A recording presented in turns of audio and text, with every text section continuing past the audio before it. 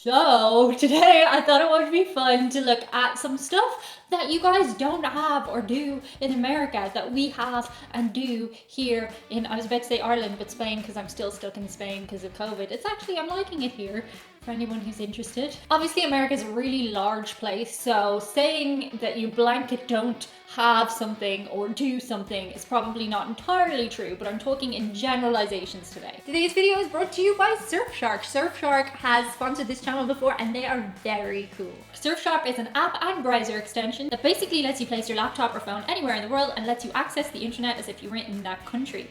This lets you access and unblock websites and content that you may not usually be able to see. It also adds an extra layer of security when you're online to keep all of your passwords, photos, videos, and things what do be private and safe. I'm currently in Spain and I'm able to access all the Irish websites by using Surfshark. So I'm still in the loop on all my favorite TV shows and news that's going on there. It also allows me to access 15 different Netflix libraries from around the world, and I particularly think that's very cool. You only need one account across all your devices, which is unique to this VPN, and it also makes sure you're not compromising your security when you're using public Wi-Fi. Surfshark have given me the code DIANE to give to you guys to get 83% off plus 3 extra months free, which is a pretty good deal. Thank you Surfshark for supporting the channel. On with the video. Okay, the first thing that you guys don't have in America, and actually I think there's a little gap in the market for this, but I'm aware that some of you guys are going to argue with me and say not so much, but I think there is, so it's just my opinion. It's the word Fortnite.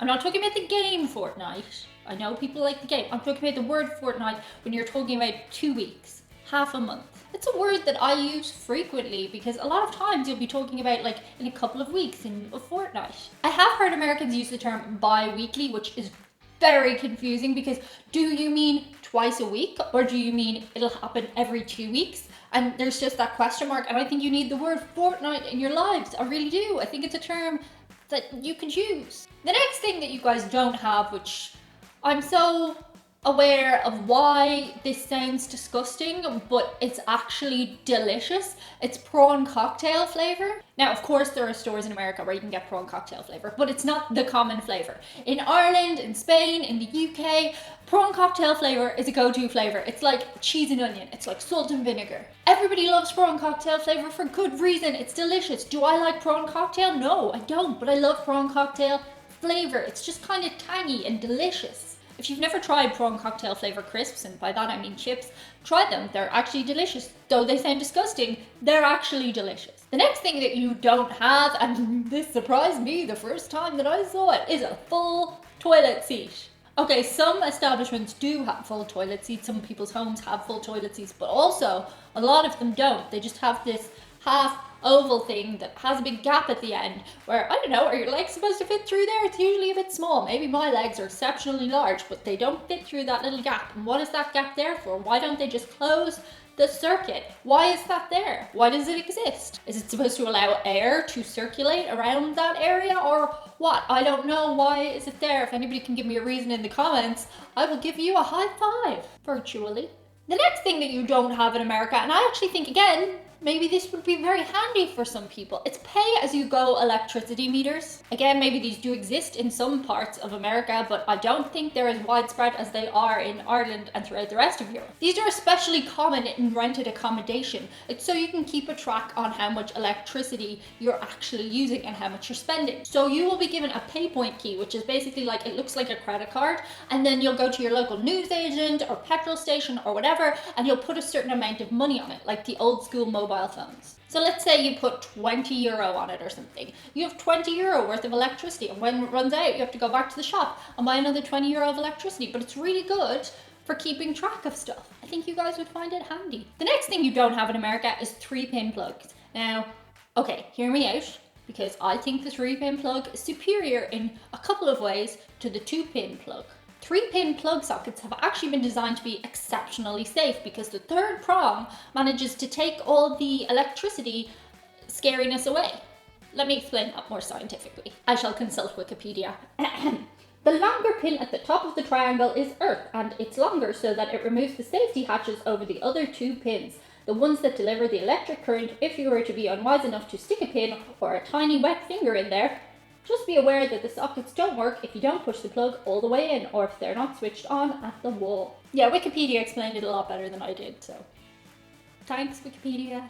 Also, on a side note, I find that a lot of times I bang 2-pin plugs. A lot of times. I'm in Spain and they also have 2-pin plugs, but they're slightly different than the American ones, and I frequently manage to kick them or bang them, whereas with the other ones, they're less sticky-80, so they're just more flush to the wall. Maybe that's just me. I'm clumsy. The next thing that you don't have, and I'm sure you have an equivalent, but we have this thing called Rock the Boat. Now, Rock the Boat is a song that is frequently played by DJs at the end of like birthday parties, you know, the type of ones like your uncle's 50th birthday and you go to and you hire a DJ, and they will play this song called Rock the Boat. And in Rock the Boat, everybody has to line up on the floor, sit down, and you like straddle everybody and you go from side to side. It's really fun, but also I think it's like the adult equivalent of making toddlers get worn out. So that's why the DJ plays it. He just wants everyone to get really worn out with all the dancing. So that's just my theory, but you should have it in America. It's really fun. You can have it. We'll share it with you guys. The next thing you guys don't have, and I think you should, is Christmas crackers. Now, I have heard that recently Target was selling Christmas crackers, but I think these should be a staple of every single household in America at Christmas time, because they're lame, but also traditional and kind of fun, but not fun. I'll explain. So in Christmas crackers, you get 3 things. You get a joke, you get a hat that is usually like made of rice paper, and you get a toy. Now the toy is usually pretty lame. Sometimes you get nail clippers and that'll come in handy, but it could be something as silly as like a keychain or a hairpin or something like that. You can get like more expensive crackers, which just have a higher quality of, well, let's just say what they are. They're shit products, but they're fun. It's fun. It's fun to pull the cracker and get the shit product. Then you've got your hat, which is just, I mean, look, you can get the lamest person in your family to wear the silly hat, and that's just funny, isn't it? And then thirdly, you get the joke. Now, the joke is a source of much controversy because they're always dad jokes and they're always terrible. There are people in the First Hour Club who comment their terriblest joke at me, and I always enjoy that. That's funny. And Christmas crackers are a bit like that. The lamest jokes you can think of come out of Christmas crackers. You will have heard them a million times before. That's what makes them Christmas crackers. They're fun. In a lame way. Okay, this next one, and I'm gonna say next one, but it's actually a couple of things, because it's just like bits and bobs around your house that you don't have that I think you should have. So I wrote down tea cozies, because they're really cute and they keep your teapot warm. Kettles, because we've talked about kettles before. It's just handy. You just want hot water, you just press the switch. Loo ladies. I don't know if you guys have loo ladies, but they're really, I don't know, they're mostly used by older people and they put them over the toilet paper to make them look fancy. But I don't know.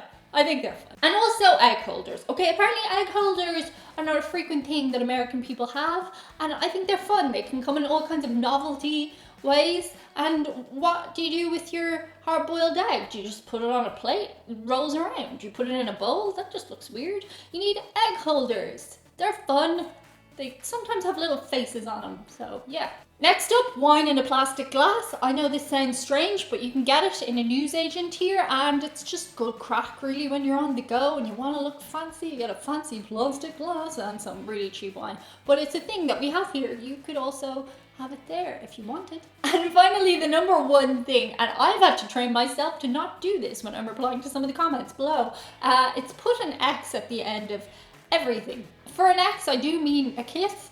I don't know why in Ireland and the UK particularly, and also I found Brazilians do it. Actually, Spanish people do too. It's a European thing. We always put an X at the end of a correspondence. Not usually like a professional correspondence, but if it was like an acquaintance or a colleague, you would put an X even if you didn't mean it. It does seem very informal, but it's just what we do.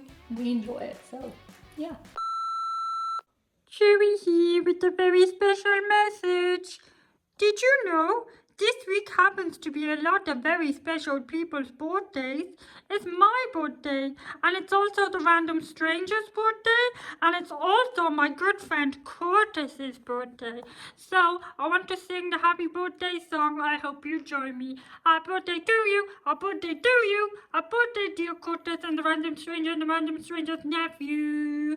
Happy birthday to you. Yay, and me. That's it for today's list. Let me know below if there are any things that you've heard of in Europe that you think that you would like to adopt in America. That's it for today. I also, on a just me note maybe, but I also find that a lot of times I will bang a 2-pin Also, on another note, I will find that a lot of times I bang 2 pin.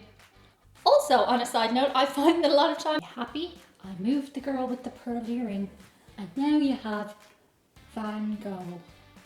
Goth.